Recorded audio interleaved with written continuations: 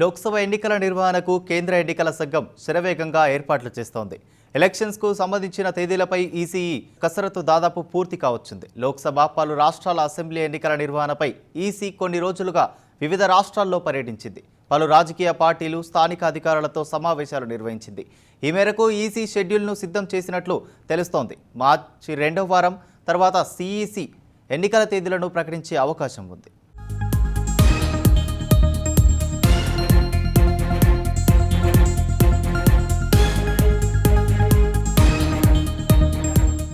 లోక్సభతో పాటు ఏపీ, ఒడిశా, అరుణాచల్ ప్రదేశ్, సిక్కిం అసెంబ్లీలకు ఈ ఏడాది మేలోగా ఎన్నికలు జరగాల్సి ఉంటుంది.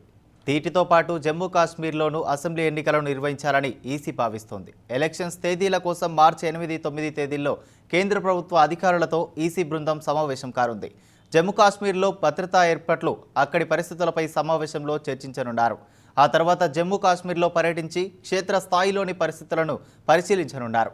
అనంతరం లోక్సభ, స్థానిక అసెంబ్లీ ఎన్నికలను నిర్వహించే అంశాలపై సిఈసి ఒక అంచనా రానుంది. మార్చి 2వ వారంలో సార్వత్రిక ఎన్నికల షెడ్యూల్ను ప్రకటించే సూచనలు కూడా కనిపిస్తున్నాయి.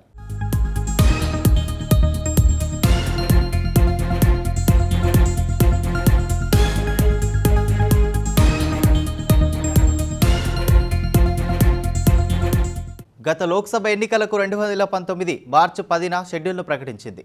ఏప్రిల్ 11 నుంచి మే 19 తేదీ వరకు 7 దశల్లో పోలింగ్ జరిగింది. మే 23న ఓట్ల లెక్కింపు చేపట్టి ఫలితాలను ప్రకటించారు. అయితే ఈసారి కూడా గతంలోలానే ఏప్రిల్, మే నెలల్లోనే ఎన్నికలు నిర్వహించేలా ఈసీ ఏర్పాట్లు చేస్తోంది. షెడ్యూల్ ప్రకటించగానే ఎన్నికల కోడ్ అమల్లోకి వస్తోంది.